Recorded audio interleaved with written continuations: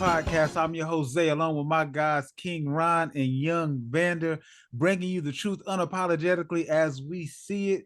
We got a lot to talk about today in the wonderful world of football. Make sure you are following us on YouTube at The Gospel STP. We're also on all major podcasting platforms.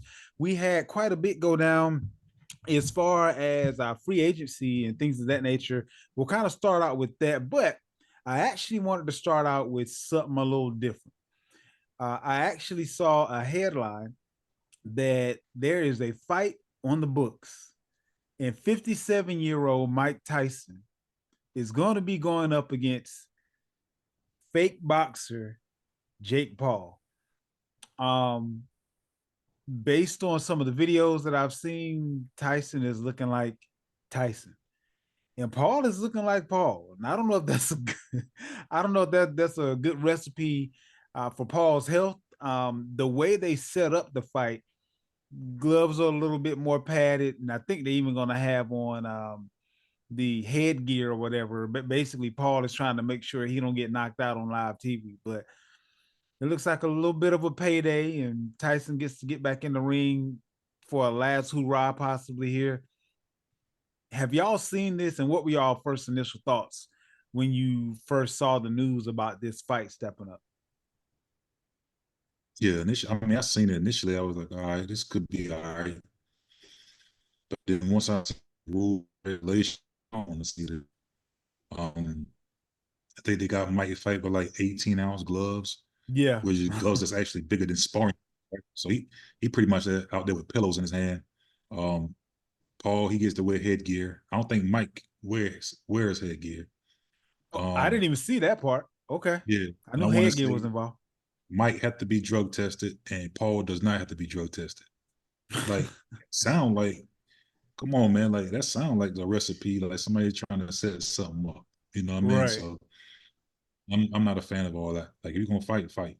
You know what I'm saying? But this dude, 57 years old, so a 60-year-old man, you gotta give him all the, you know what I'm saying, disadvantages. So I'm not a fan of it, man. I'll But watch it on the Fire Stick though, but I ain't paying for it. yeah, if it's showed at a bar somewhere, I may go watch it, but I'm not paying for that. I'm not paying for it. When I first saw it, I'm like, yo, if it's not a gimmick fight, even though Tyson 57, he gonna knock. Like, cause we watched Jake Paul fight. Jake Paul lost a fight to a boxer, like his last fight or the fight before last, like, and even though he's 57, like the draw is, Mike Tyson's name, but I'm like, yo, Right. what is this? So if Jake Paul was to happen to win, it's fixed, regardless. And like Maris alluded to now, they making everything to where he got the disadvantage. Like it's a circus, man. It's a clown show. I didn't like the Floyd Mayweather fights when he started cross fighting, like he fight Conor McGregor and stuff. I'm like, yo, I don't care if the odds are 1,000,000 to 1. You know he gonna win. Just put your money down on Mayweather, but you gotta go through the song and dance. Like it's a waste of time. Like you don't got nothing to do on a Saturday night or Friday, whenever they gonna do it. Fight it, go watch it. But I'm not for it. Like because if Tyson loses, I know it's a gimmick, and if he if he beat Paul, Jake Paul, weird man on the planet. I'm not too interested. I watch the WNBA game. If it both of them on, I'm watching the Liberty and the Sparks play over than I'm not mad at you. I'm not mad at you. Like the, I'll go along the same lines as both of you. I'm gonna watch it, but I'm not gonna pay for it. And depending on what else is on, I might not even watch it, but I'll definitely see the highlights, whatever the case is.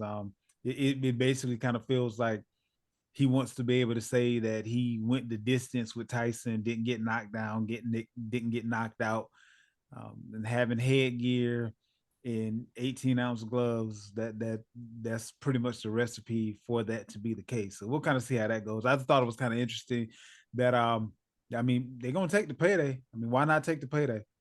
That is what it is. But we also have Mike Williams. He ended up signing a 1-year, $15 million deal with the Jets. So now the Jets have their outside receiver on the other side of Garrett Wilson. I mean, this is a beautiful thing for the month that he lasts. Mike Williams got hurt on the Chargers field.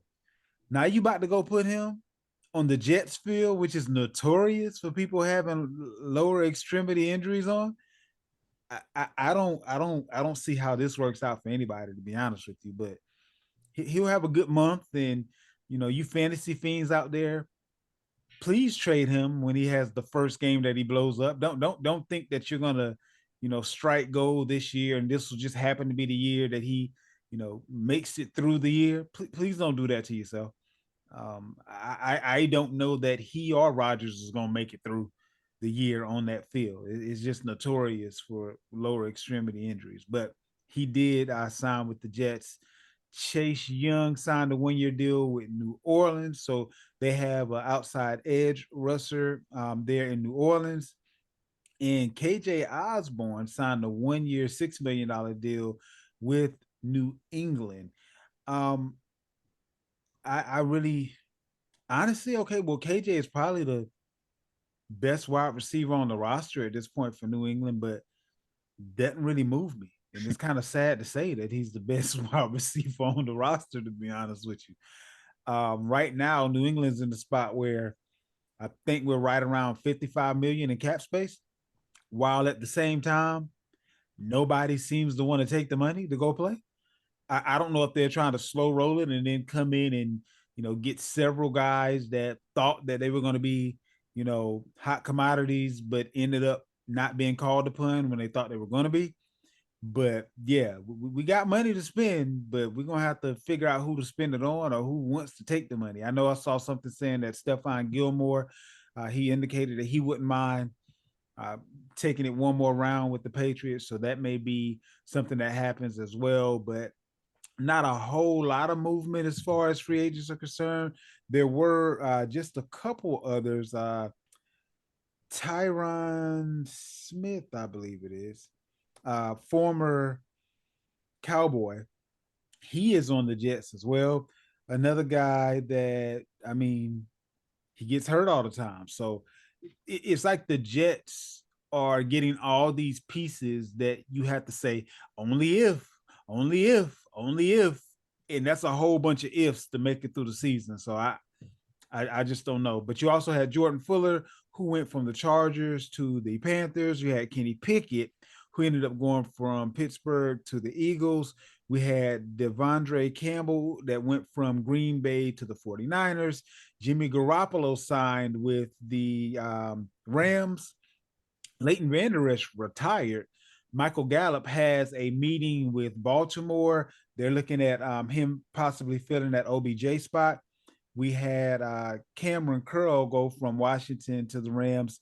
Van Jefferson is now a Pittsburgh Steeler, and Andre Dillard of Tennessee is still out there on the market looking for gainful employment. We'll see how long that lasts. Any of these free agents move the meter for you, or is it just kind of we're in that piece of free agency where we're just kind of trying to fill holes and it doesn't really matter what the name is? What you got on that, Ron? Well, I think the New England Patriots should be featured on the next season of orders because they just couldn't trade. I don't understand why y'all keep getting the same people that y'all have this money to where you feel like you got money in your pocket, you gotta spend it. Whether you need it or not, you gotta spend it.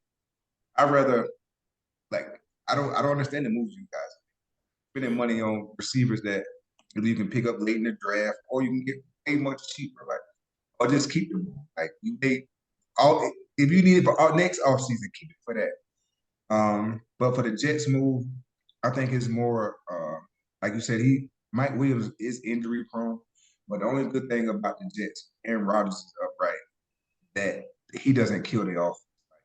The offense doesn't go from if everybody's together, he's playing well, and they got the fourth ranked offense in the league. If he get hurt, it don't drop. It still can function without it. So actually, that Mike Williams move is a decent move. Like fantasy wise, I agree with you. Like I don't know how much his value is hurt because of his injury history, but real life move, if he's just there for the right games. Like if he doesn't miss the entire season, there for the playoffs or a playoff stretch, I think he could be beneficial to you as a good wide receiver 3, maybe a low wide receiver 2, like I said, with his injury history.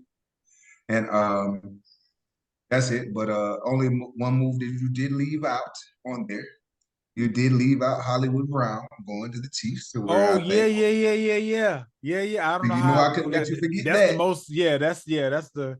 That's probably the one move that's worth talking about as far as fantasy is concerned. Go ahead and address that one. Yeah, I think the Hollywood Brown move, like he's still got to temper some expectations for him because he's still in the offense, to where I think Travis Kelce, even though he's a year older, still going to be the number one option.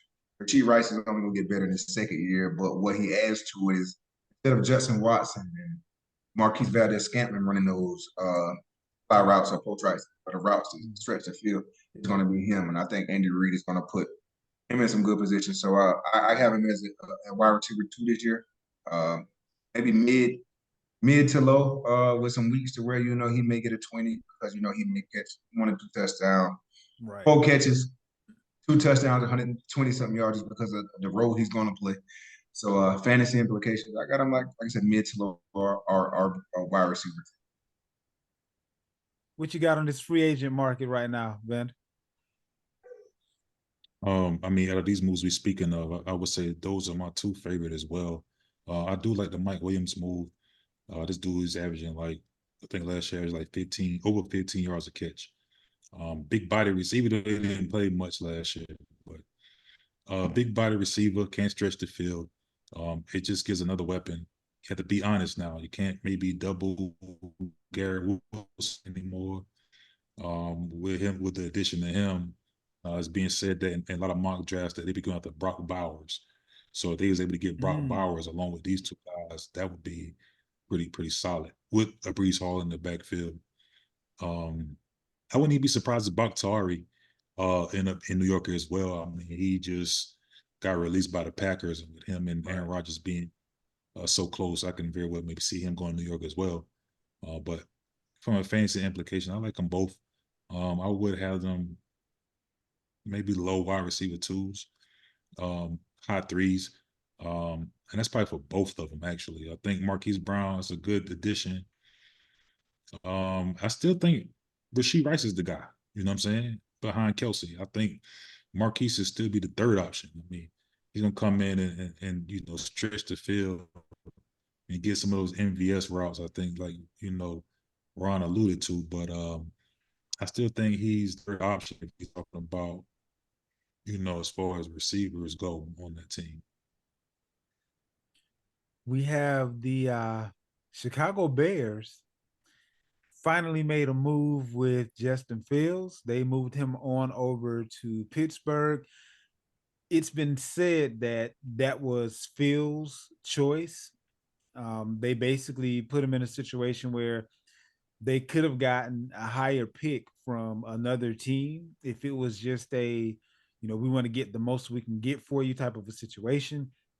The Eagles actually phoned in and kind of kicked the tires on the situation, and I want to say that they ended up paying more for Kenny Pickett than what the Pittsburgh Steelers ended up paying for Fields, and they were willing to pay. It was said a 4th round pick for him, which was around the higher part of the market that we were kind of hearing implications as far as Fields was concerned. But now it's pretty much a guarantee that they're going to go the route of Caleb Williams. So now they did say that they sent quite a few scouts and things of that nature to the number 2 quarterback that they have on their board, which is Daniels out of LSU.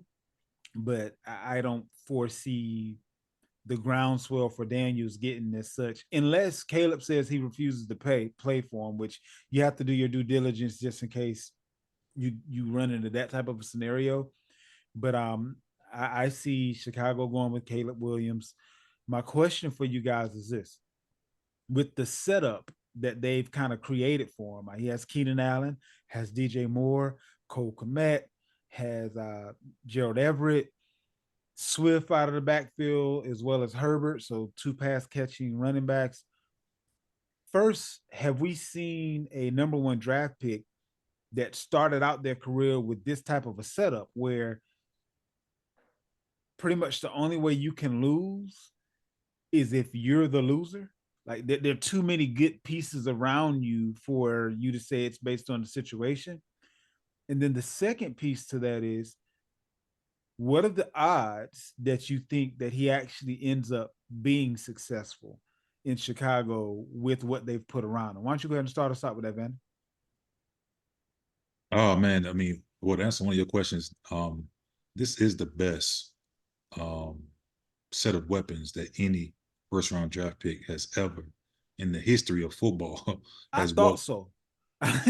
We've seen some guys like a Peyton Manning, Harrison was there, but I think Harrison was like year two, Yeah. things like that. Like, so we've seen guys that have good guys, but they wasn't at the point where these guys at. I mean, you got Keenan Allen, who's, you already know what he is, DJ Moore, like these guys are already established, ready to go. You know what I'm saying? So this is the best. I mean, it's laid out. It's laid out for him to succeed. Um, you got to go with him at number one, though. That's like it's no question. I don't care about no Daniels, May, or McCarthy or anybody, but he did have a pro day today. Caleb Williams pro day, and he letting that thing rip. Yeah. That deep ball was on point. He was looking like as advertised. You know what I mean? So I think everybody's happy with the decisions that was made. I'm okay with the Fields move. I think by season's end, he will be the starter. There's been some reports maybe thinking that Russell Wilson might not even make it out of camp. You know what I'm saying? So, He'll make it out of camp. If for no other reason than the way that deal was set up is it's a 6th-round pick as long as Fields doesn't play 51% of the games. So it may be Fields' team on the back end, but I'm pretty sure it'll be right around 49% of the game, around 40% of the games played will be on Fields end versus them giving up that 4th-round pick versus 6th-round pick. But then injuries happen too. So, right. And even if you do give it's a 4th round, like this is true, starting true. caliber. I mean, if you look at sports track, this guy's value is still high. This guy's still $200 million quarterback on the market. You know what I mean? So let's not get crazy and think, okay, well, now he's the new Anthony Wright. You know what I'm saying? He's the new Charlie Batch. That's not the case. This dude is a starting quarterback in this league. And he probably the quarterback of the future because Russ is probably going to be a rental. And that's if that rental car can make it through the season and not get outplayed by the younger guy that's coming in. So I'm okay with it. What you got on that Chicago quarterback situation and the likelihood of Caleb Williams succeeding there in Chicago, Ryan? Yeah, I think it's going to be like some parallel to where, like I said, I agree with both of you guys. I've never seen a first round pick come into like this type of, especially the number one overall pick. Mm-hmm. Usually, the number one overall pick will come into some, but they made some, of course, the original picks like ninth, but they made a great deal with the Panthers to get this pick. But yeah, it's amazingly set up, and I think it's more parallel to like how Mahomes and Andy Reid's fit. Like a lot of people was like, yo, he just got in the right situation. I think it's kind of like the same thing. Like not as necessarily as parallel to it, but I think he's in the like if you're talented, how can you fail in this? Like I just don't see how can you fail in this. And I also read too, if the tackle Joe Alt is not available, they plan on if they don't trade back out, they go receiver again. So if they add another weapon, they're at 9 or so. And let's just say hypothetically, for some reason Neighbors fall to 9. I don't think he may fall to that. But what if he's in that range? What if they bring him on? Like if that's what they're saying that if because I don't see no other receiver at 9 spot that you would select. What's buddy name? I want to say he played in Washington. Doozy. Aduzia.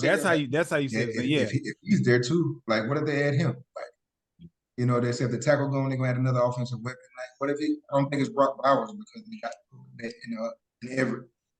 So even if they don't add that, I just don't see how you fail. You got DeAndre Swift. He got a bit of injury history, but if he goes down, like you still got Khalil Herbert or whoever it is that's behind him, like I just don't see how you fail in this. Like it's set up for him. Like he fails in this, he's a bust. It's on That's what him. I'm It's on him. putting it Yeah. out right now. He's a bust. If he Agreed. fails in this, Agreed. there's no way he can Now, fail Deion Sanders brought up an interesting point. I don't know that I 100% follow his logic, but he was essentially saying that a California boy going to Chicago and having to deal with that Chicago winter could be an issue. But I mean, I could say the same thing for Patrick Mahomes, being a Texas guy. The cold is a little bit different in Kansas City. I could say the same thing for Aaron Rodgers, being a California guy, ending up in Green Bay.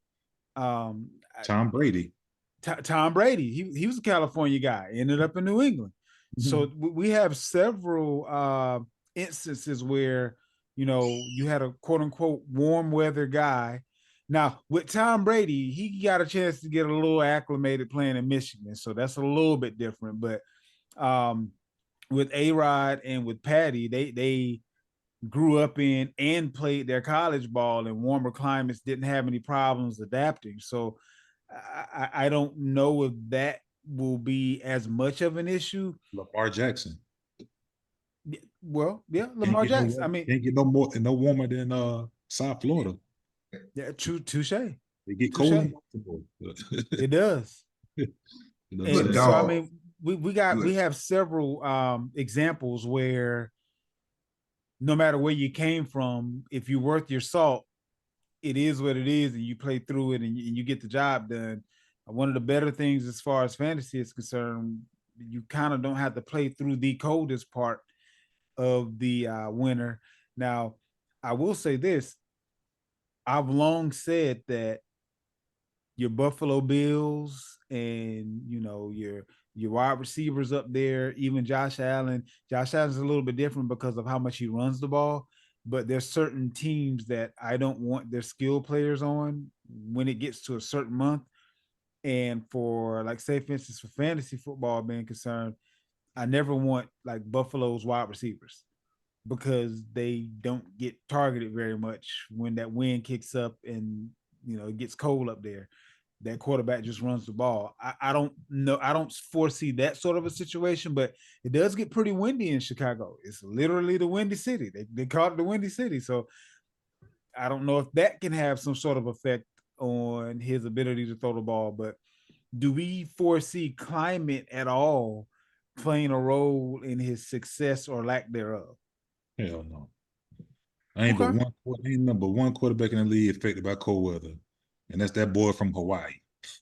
He the only person that have an issue with cold weather. Other than that, no. Okay.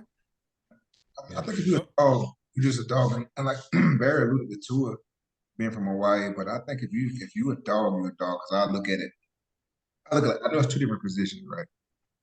Like, if weather is going to affect you from being like Hawaii, Samoan, and like that way, you wouldn't be mentioned. Like other people wouldn't be mentioned as like the top. I think like Troy As Ed Reed, and you probably can't name but one or two of the safety other than him. He comes from like a similar, granted, quarterback and safety.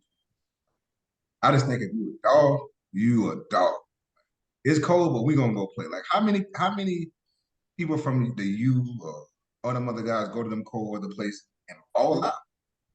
So like I said, quarterback is a little different. It's more mental, I guess. I guess maybe that may get into it. But if you're a dog, I'm not the highest on tour anyway. So with him being the average, like average quarterback, just throwing that into it, just like. So yeah, I think if you're a dog, I don't care what it is.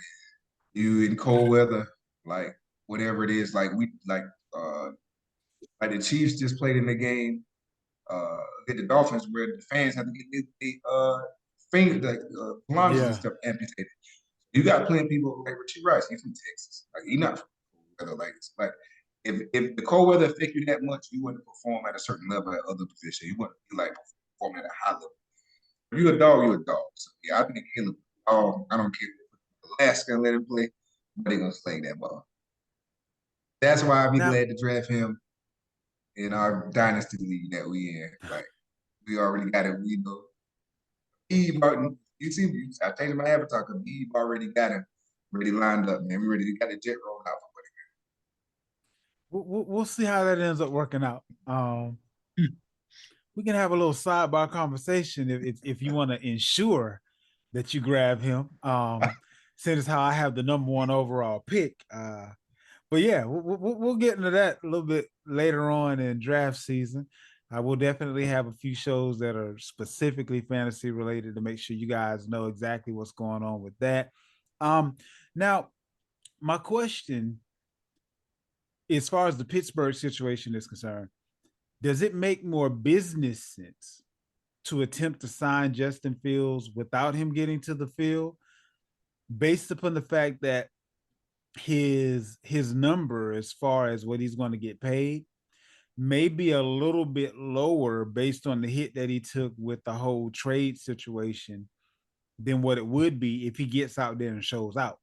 Like what does it benefit the Steelers to put him out there unless Russell is just horrible, which for comparison's sake, since Big Ben retired, they've only had 24 touchdowns.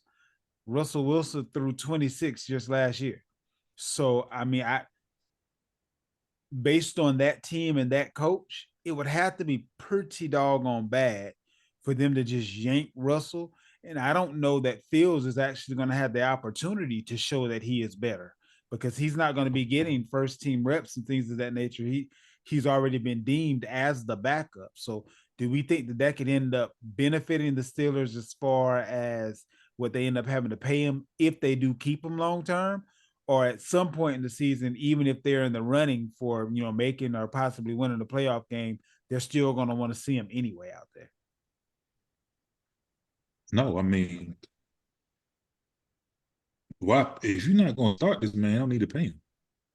You're going to pay him and have him as a backup. No, but see, that's just the thing. Russell ain't gonna be there but for so long, so you can entrench. Let's say you give him a 3-year deal, give him a lot less money than what it would have cost had he gone out there and had a few good games and got his feet back under him, if you will. This is what you call a lot less money. I maybe instead of it being a $200 million 6-year deal, maybe he's somewhere in the neighborhood of 100. Well, let's say 80 mil for 3 years, 90 mil for 3 years, somewhere in that avenue. You won't. You're not paying $30 million for no backup quarterback. No, he wouldn't be a backup at that point. What I'm saying is, if he doesn't go out, if he doesn't get back to the field, the last taste that anyone has in their mouth other than the Steelers is a bad taste, which means there might not be as much competition for his services, which means that you can pay him less and retain him, is what I'm saying. You can't put the carriage before the horse. Is like, which is either damn if you do, damn if you don't. You can't say, well, we're going to pay him 3 years, 30 a year, 90 million, and don't start him. Because we want to make sure he not, whatever. Oh, no. I'm sorry. I think you missed what I was saying. Not that he wouldn't be the starter when the extension starts. I'm saying you don't start him this year before you give him the contract. Next year is his team. But what I'm saying is, if he goes out there and performs, now you're looking at that 6-year 200 versus looking at a shorter term and less money. Right, but you which you're gonna wait. You can't pay him now, is what I'm saying, because he's not the starter. No, you wouldn't. He'll be in his 5th year extension right now. I mean, 5th year option right now. Right. So you just let the whole year play out. Ain't no need to look at it, even think about a contract right now, if that case, because right now he's considered the backup. Right. Which is why I would go ahead and get the contract done after the you can't. What contract you gonna get done? That's what I'm trying to tell you. How can you get a contract done and right now he's the backup? No different. He's not going to sign a contract. Allen got an extension before his first contract was up. You can put an extension on the back end of the current contract. Allen was a starter doing all of that. You talking about paying a backup in the extension. if he's not the starter, what's the use of giving him a big extension? You see what I'm saying, Cole? Like, it don't make sense. If you're gonna do the To not extension, pay him. That's what I'm saying. if you're not gonna pay him, then you let him stay where he at. But it won't be up to you As at that the point. backup. What you mean? No, you're missing the fact that I don't believe Russell is going to be there long term. So he will be the starter. By the point I'm time he making, though. starts getting paid, That don't make you can't have one without the other. If you saying Russell not gonna be here for a long time, get Russell the fuck out the way and let this man be the starter, because you can't have it both ways. If Russell's going into this season as the starter, let's say Russell plays well this year. Let's say Russell have a Pro Bowl season. What do you think gonna happen? I think that the same thing will end up happening that happened with Kirk Cousins. Somebody will be willing to pay him, and the Steelers won't be. Actually, he's younger than Kirk Cousins, so it won't be an age thing. He have a Pro Bowl season. Somebody gonna be willing to pay him more than what the Steelers are. So at that point, the Steelers are gonna say, "Well, let's extend this guy we on the bench." We just seen Russell come out here, led us to the AFC Championship game, and now he gonna go somewhere else, and now we're gonna just give an extension to a guy we ain't see play in a whole year. It don't work like that, man. Sure, that's what I'm saying. If you're gonna pay him, you need to play him. No. What you got on that, Ron? I think in a perfect world, you want Russ and Justin Fields there. Even if if Justin Fields does beat him out, you want Russ to be there because of Justin Fields like injury history and stuff. So it don't fall off a cliff. But I don't even think, to be honest with you, like logically, I don't even think Russ gonna make it out of camp as a starter, to be honest with you. Oh wow. Because okay. I honestly think that if they knew they could get Justin Fields for a 6th round a week later, I don't think they even signed Russ at all. That's just my opinion. I think they signed Russ with like Bill. He's a definite upgrade from Kenny Pickett, Mason Rudolph, or Trubisky. Mill, let's get him. Oh, but we can get Justin Fields. Like I figure if it was reversed, they know they can get Justin Fields prior, they wouldn't even sign Russ. Because if you're gonna get this man an extension, like, you gotta see what he got to do. Like, and you don't want to put him out there for 7, 8 games because anybody can be like a streaky 7, 8 games. You want to put him out there because he got an injury history. You want to see if he can last a season, or because like you said, you're gonna have to pay him. So me, honestly, I think Russ, when the season starts, I know I played a scenario in my head one time to be like, okay, well, Russ will start, and if he had like a chicken game or something, they'll start calling for Justin Fields, and then Justin Fields get it and don't turn it back over to Russ. But smart wise, like it's business wise, you go ahead and get Russ out of there. Like I said, I would try to do it. I don't think they do it before the draft, and I think them next saying he's a starter is just Tomlin like keeping his word. When he told him he was gonna come in and compete with Pickett, then Pickett left. Okay, Russ the starter. I think when they bring in Justin Fields, they're like, okay, no, you're still a starter. That's a good business talk too. Yeah, but I think so what if he outplay him in camp? If he outplay him in camp, I think Justin Fields won't be back there next year. I believe no, that I'm will saying, be what if Fields outplayed Russell? Oh yeah, that's why I'm saying the best thing to do is to get rid of him at the draft, because I think that's when because if you cut him at the camp, I mean, if he outplay him, they should definitely let him start. At that point, like the draft is over, nobody's injured. I think if he outplayed him in camp, he's still on the team. You keep Russ, keep him as a backup, because it may be a situation like Kirk Cousins, like somebody like a quarterback get hurt, and they say, "Oh, well, let's get somebody early in the season." Remember that year when I can't remember who got hurt. Sam Bradford went for a first just because they didn't want to tank on the season. So maybe I'm not saying Russell's gonna go for a first, but you maybe can recoup. Like it's a 6th round, so you may get a 4th or something or whatever because somebody don't want to tank on the season. I think Russell get there. So if he's there in camp and Justin Fields beats him out, I think Russ, and you only paying $1 million for him anyway. I think he just stays on the back burner until the trade deadline or something. But yeah, I think you get rid of him at the draft. I think you can. I don't know what type of value he have. I mean, I hear y'all, and for most teams, I would 100% agree with you. But one of the things that I've seen over the last 20 years, the Steelers are loyal to a fault. I don't see them just changing that modus operandi overnight, where they say one thing and then end up doing another. Like Mike Tomlin personally is loyal to a fault. I think If the he only Loyal to told Russell Steelers. Wilson that he's going to be the starter, he's going to give him every. He's not looking to get Fields on the field. He's looking to give Russell Wilson every opportunity to be the starter. That's just not the way he operates. Any other team, I would agree with y'all 100%, but I've just not seen anything. We've seen. Go ahead. You've seen him be loyal to Steelers. These dudes ain't Steelers. These dudes just got there. Okay. Okay. That's the difference. Like, Okay. yeah, he's loyal to a fault as far as like we've seen with Big Ben, situations like that.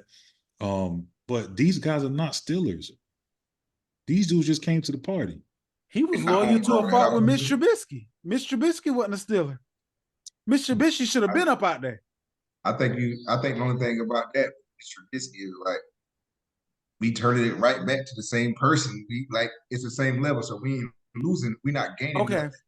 I see that. Person, I see level. that. Yeah. You're not going to somebody new. You're going to somebody that you've already deemed as not being good enough versus somebody that you think is better than the person that you've been. I got you. Okay. I can roll with that. Me and Russ only been there 2-3 weeks. Yeah. Right. Like you said, like Ben been drafted. They ain't even been on the field yet. Yeah. You talking about loyal? He just got here. You got to go. Okay. Yeah. Who else is out there acting up? Buffalo. Man, look, I don't know what's up with Stefon Diggs, but every offseason he seems to be doing these subliminal messages where he's like, I kind of want out of here, but then he's asked about whether he wants to be there, and he'll say he wants to be there. Doing the same thing again this year. He's posting on social media, he ready for whatever, indicating that he may want up out of there. I don't foresee that happening because his contract just became guaranteed. And I want to say it's like somewhere in the neighborhood of $30-40 million cap hit, something like that. It was something stupid. But with that being said, if he were to go somewhere, Washington, Dallas, and Pitt are possible landing spots. And it looks like Pitt is now doing something a little bit different than what they've done in the past, because you very rarely see them go out and attack positions via free agency or with trades. They normally are kind of a homegrown type of a team. But we're hearing all kind of rumors as far as Pitt is concerned. That's one of them. As far as Diggs is concerned, we've heard the rumor about Brandon Ayuk. So it's very interesting, and it seems as if they are going in the direction of a number one receiver. I want to start out with the Diggs side of this. Do we think that Buffalo just gets the Giants were another possibility for him? They definitely need a number one, and he would be going back with Brian Dabble. But do we think that there's a possibility that Diggs gets moved on down the road? They're more interested in harmony of the team than his talent at this point, or is he just going to whine and then still show up the same as he's done in the other off seasons? And then we'll kind of get to the Pittsburgh implications, or what the best fit would be if he were to move on down the road. Yeah, I think it's possible he'll get moved. Okay. I mean, most disgruntled wide receivers eventually move on. Even with the head coach being in a precarious position where if he has another year like he had, he might not be a head coach, at least not there. He won't be a head coach. Would he be willing to start over in that wide receiver room this year in particular? Yeah, I mean, they already brought in 2 guys already. Not saying they're like world beaters, but they brought in 2. They lost 1 and brought in 2 more receivers. They brought in Mac Hollins, and who was the other guy? Do you remember? Curtis Samuel, right? Curtis Samuel, yeah. So definitely neither one of them on Diggs level, but they did bring in a couple of guys. They lost Gabe Davis. They still have Shakur there, but yeah, wide receiver room is going to look a little bit different. Yeah. I mean, but we've seen great receivers get moved all the time. Think about it. He got moved from Minnesota. He's the best Right. receiver in that team at the point, and he came here. So I think Diggs just don't want to look like the bad guy. So he's kind of like he's not happy there, but he don't want to come out and say trade me because he pretty much forced his way out of Minnesota. Facts. I don't think he wanted to be, the same thing again. He'd rather them they just do it, you know what I'm saying, versus him voicing it. But as far as the better fit, there's a couple teams I think he'll be good on, but I like him in Houston as well. That's a team you didn't speak on. They seem, even though it looks good with the receiving core they got, they still been looking for a number one style receiver. So I even think they was kicking the tires for Keenan Allen as well before he got moved to Yeah, Chicago. I heard that. So they're also looking for a receiver. So I like him down there as well. I think I think Buffalo should get rid of him. I know that's weird. I know you can say, well, if we get rid of him, what you gonna replace back with him? If you got a quarterback that you paid him to, like, you think he's like a top tier quarterback, like, he sometimes he just have to make some of these other receivers play a little bit higher than what the expectation. I know it's because Shakir and Stephon Diggs had like the exact same, like, similar numbers, like for like the last 7 weeks of the season. I know it comes from maybe Diggs still drawing for number one, the coverage being rolled to him and stuff. But really, if the Bills are playing for Super Bowls, like, what has Stephon Diggs done?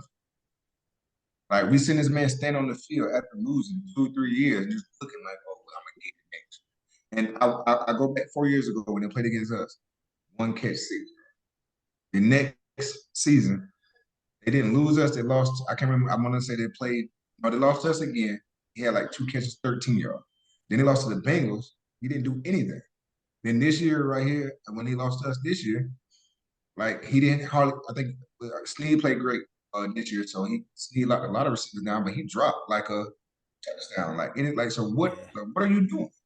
And we paying you this money. So on now, if he wasn't being Detroit, he'd be like, okay, I'll keep him.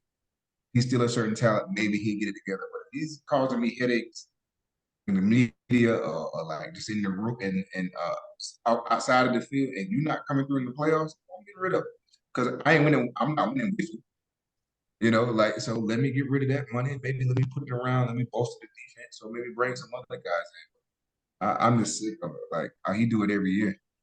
I think Houston, ironically, Houston may be a spot because maybe he may look at D'Amico and like, I can't try him and do this what I did with um I can't remember my guy's name from Buffalo, because he may have a different respect for D'Amico because a former player or whatever. He may love to play him, but play with him, play for him and stuff. So I just think you should get rid of him if he's being disgruntled. Like, I ain't putting up with it. You ain't helping me win the Super Bowl anyway.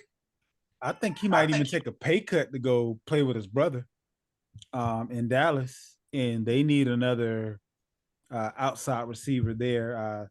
CD is doing his thing, but they just got rid of Gallup. I don't know if they're going to hang on to Brandon Cooks or not. I know they're in a kind of a cap situation where his cap hit may kind of cause some issues, but because Diggs' contract just became guaranteed, they would have the same issue there. So they would have to make a few moves if they were going to consider it. Um, Another wide receiver that we've heard linked to Pittsburgh, and we've heard the Diggs situation being linked to Pittsburgh as well. So it looks like they're looking at a number one receiver. So my question about the Pittsburgh situation, Brandon Ayuk has been linked there.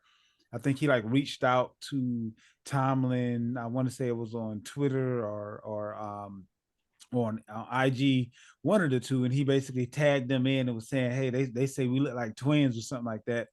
It was just a little back and forth, whatever the case was, but it had already previously been stated that that would be one of the teams that he would want to be traded to if the 49ers were to get rid of him. And now this is the second, or actually the third wide receiver that I've heard, number one wide receiver that I've heard Pittsburgh has looked into.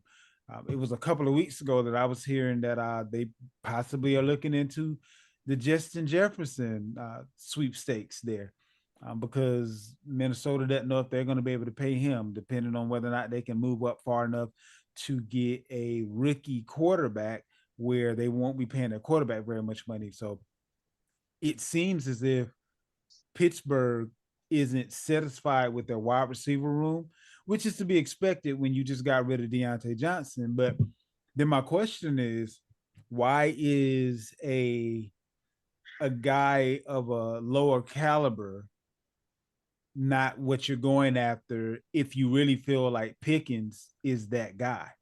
Like it feels almost like they want to put Pickens in that number 2 wide receiver spot. Or do you feel like it's one of those,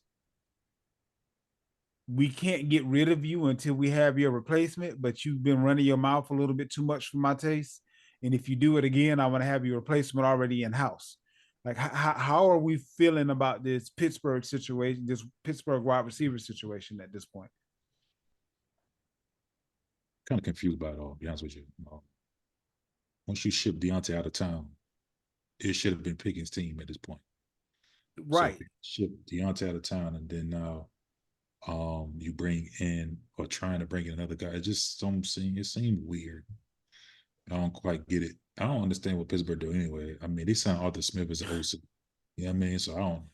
Who knows what they're doing? Yeah. Nothing seems. You sign Russell for $1 million and then trade for Fields. Granted, you stole Fields, but just like Ron said, I think if they knew they could get Fields for that, they wouldn't have signed Russ. You know what I'm saying? I think he got stuck out there. So it's just, I don't know what's going on in Pittsburgh. I'm gonna have to give Cuz a call and see what's going on. I don't know what's going on. I don't know. I actually kind of like the Deontay Johnson move. I kind of seen that like right on the wall because when he didn't put steal a culture towards the end of the year, like when he didn't block for like the guy and everything, and like, oh, I don't know. I think that kind of rubbed some people the wrong way in the organization. And I'm all for I think George Pickens, it may be not his talent wise, but maybe his mental of why they said, well, we can't trust you one because of mental type thing. Especially if you're going to possibly move forward with Justin Fields, like the same thing we did with Caleb Williams. Why not put as much weapons around him as possible? Like it's like I look at Keenan Allen and DJ Moore, right? Like of course one of them has to be the wide receiver one, and you probably may give it to Keenan, but I look at them and they got 2 legit wide receiver ones on their team. Right. Even if you want to put DJ Moore as number 1, I look at you still got legitly 2 wide receiver ones. And I think if they're bringing somebody like IU, Pickens may still could be like the potential. It won't hurt to have the second guy. And we always know with the Steelers, they have that one guy that they develop, but they always have that other one person that's always like there also. Like you had Hines Ward. I can't remember the other guy. Was it Antonio Holmes there? Yes, Antonio Holmes came in. Yeah, it was Holmes. And then the other guy will come, but you still have the other capable guy on the other end too.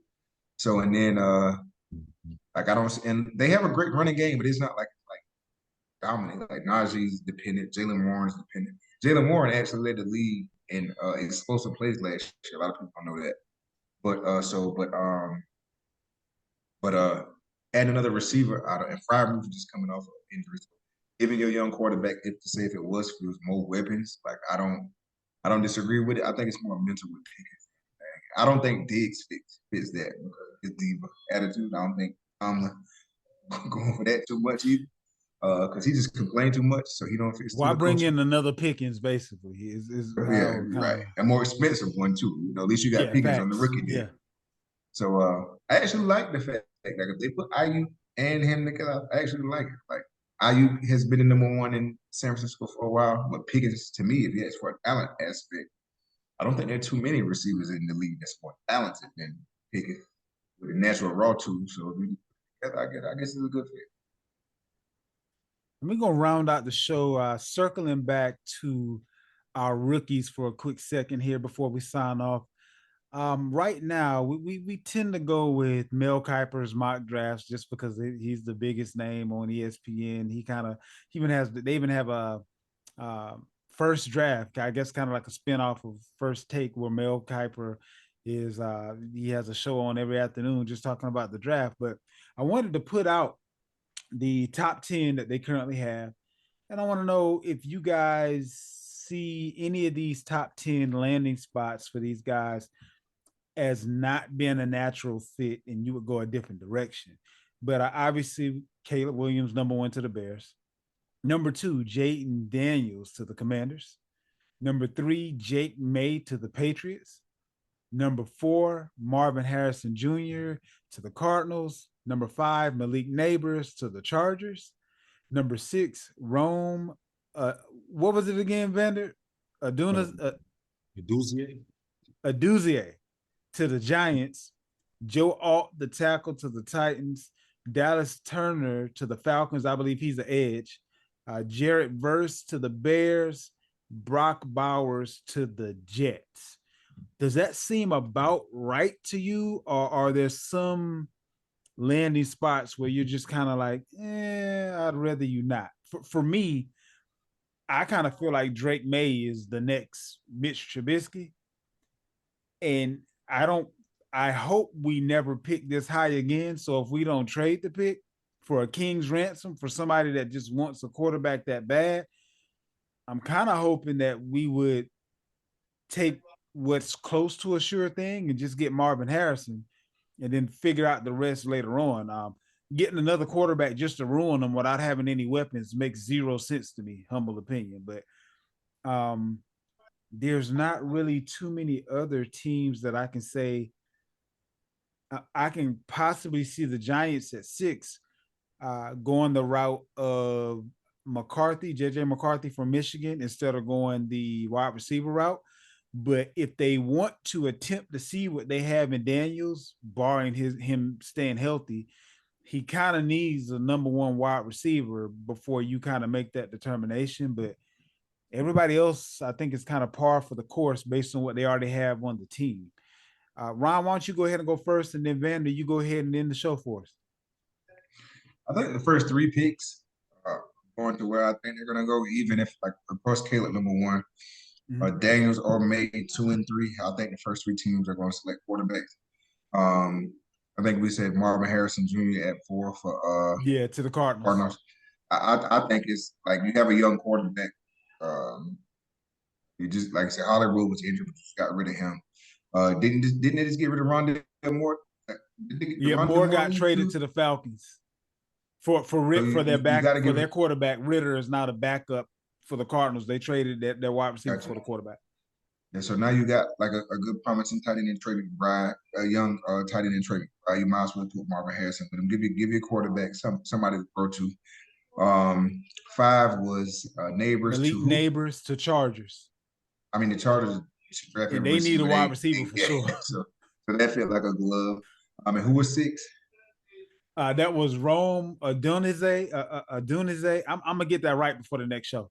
To the Giants, but the wide receiver out of Washington. And I agree with that too, because the Giants, just in the same situation as the Chargers, they didn't release all their receivers. They don't have any. Then you have Joe Alt to the Titans, the tackles. Then they definitely need O-line help. So. If you're gonna go with Will Levis, you just got him a receiver. You might as well protect him. So yeah, I'm cool with that. 8 was who again? Dallas Turner to the Falcons. Yeah, I like it. They need defense. They need some pass rush. I like that. They already addressed the receiver. Don't need a running back. Corners. I mean, probably can use another corner, but I don't think you can draft one that high. So yeah, I'm cool. Then you had Jarrett Verse to the Bears. I want to say he is a lineman, if I'm not mistaken. Yeah, he a DN. And didn't they acquire like Montez Sweat? They did during the year last year. They did. Yeah. So if you want to put somebody on the other end of him, like, why not have 2 bookends? You got the corner, Jalen Johnson, got him locked down. So I'm cool with that. And 10 was who? Brock Bowers to the Jets. And I think Vander spoke on that a little bit earlier today. Yeah, I think that's a nice fit also, because I don't even know who the Jets tight end is now. So I really don't think they have much of one. The dude that was there got hurt last year. Like I mean, they got somebody, playing the position, but they don't have talent at the position. I'll put it that way. maybe the Jets, your defense is already solid. And like you said, you just got Mike Williams, go at Garrett Wilson, your running back room is solid. Like you got Aaron Rodgers, who you pretty much all in at this point. You might as well get the most talented tight end that's in the draft. So yeah, I'm cool with that. So for the first time, I think ever, I'm cool with all picks of Kiper for the first 10. Vander, Because all any it of the makes picks sense. stand out to you as being mismatched? I think the Chargers were made go Brock Bowers. Okay. I mean, you just ship two Do, receivers do out. you think they trade down, or do you think they get them at 5? They can get them at 5. I mean, you ship two receivers out of town just to draft one. Yeah, that's why you need to draft one, because you ship 2 out of town. They got young receivers already on the roster that they in past years. And being that this team is going to run the air out the football, I don't understand drafting a wide receiver this high if that's the kind of offense that you're going to be bringing to the table. They don't have a tight end either. They just shipped one to Chicago. Only tight end I think they got on roster is Parton. Yeah. Who's like LeBron James size. You know what I'm saying? So I think Bowers would probably be a great pick right there for them. We've seen what Greg Roman done with tight ends in past, right? True. So I just think that makes the most sense right there. If you're not gonna get like a lineman, there's no running back in this draft good enough to choose that high. So I would say the tight end there. Everything else, it seems like it's pretty much on par. What teams are gonna do, but what they shouldn't do, I don't. I'm the type of person that I understand you may need a quarterback, but the quarterback, if just don't draft a quarterback for the sake of drafting a quarterback. And I think that's what teams do a lot. If Caleb Williams, he's a no-brainer. And then other than that, it start getting murky. So it's like everybody else is on the same playing field. I seen this years back when Baker Mayfield got drafted. I'm like, why pick him when everybody's the same? Like there's no one person better than the other one. So I feel you. If it's not an elite guy, I'm not drafting no quarterback in the lottery. I don't care if I need a quarterback. I'll rather get a veteran. I'd rather get a Jimmy for a year. I'd rather get a Russell Wilson for a year and try this thing again next year before I invest this much money into a guy just because I need a quarterback. When May, McCarthy, Bo Nix, all these dudes on the same, none of them are standing above each other. Caleb Williams is here. Then the LSU kid is probably a little bit here, and then everybody else is here. It's like everybody else even. Hell, Rattler, what difference is Rattler make? And Rattler might not even be a first round pick. So it's like, why he won't be. Right. So why are you spending capital on a quarterback when damn near the next 7 quarterbacks chosen are damn near even? So I can see this, which is exactly why I say I would hope that the Patriots might pull the switcheroo and get Marvin Harrison, which is as close to a can't miss prospect at wide receiver, versus hoping for the best in Drake May. And I can see him being Mitch Trubisky or Mac Jones all over again and not being very much to speak of. I mean, honestly, I don't look at Bailey Zappi as being much lower than Drake May. Now, May has a higher ceiling base, but I still wouldn't take that chance. But see, when you see, okay, why didn't y'all spend a 6th round pick? Why didn't y'all spend a 5th round pick and go get? Because he didn't want to come to us. Like it wasn't the pick. That's where Fields wanted to go, and so they had to take what Pittsburgh was willing to give. Was y'all in on him though? We were one of the 4 teams that he didn't want to go to. Like the GM literally gave him that was his solid to him on his way out. I'll let you go where you want to go, because the Eagles actually offered a 4th round pick, but he didn't want to go to the Eagles because he knew that Hurts was entrenched at the quarterback position. Pittsburgh gave him the best chance to be a starter faster of the teams that were inquiring. Most of the other teams that were inquiring had a starter that wouldn't go nowhere barring injury. So But that's what I'm kind of saying. But that's what I'm saying with y'all. Y'all don't have a starter. Yeah, but we was one of the teams he didn't want to go to. So I don't know if maybe he didn't want to be in Brady's shadow or something, or I don't know. I don't know. Maybe it's because we don't have no wide receivers. I mean, if y'all would have got him, you might can sell him. Like, we're gonna bring you, and we're gonna bring Mark, dude you threw the ball to a couple years ago in Marvin Harrison Jr. That was what I was thinking. That's what I was hoping. I even made a comment to Barry. We made a trade probably about a week ago where I ended up with the number 1 pick, and I sent him Fields along with an early draft pick. And I said, look, if Fields and Harrison end up with the Patriots, I'll go ahead and I know it's gonna cost me, but I'll go ahead and pay a premium to go ahead and get Fields back because that's my squad and that's my Buckeye. So I literally already had that in my mind's eye as a possibility. So I was kind of disappointed when he went to Pittsburgh, but yeah, that's kind of where we are with that. But by this time next week, we'll have a few more moves made. We'll probably have a little bit more clarity as far as some of the draft buzz and things of that nature. But for this week, that pretty much wraps it up. Remember, tell the truth. We out.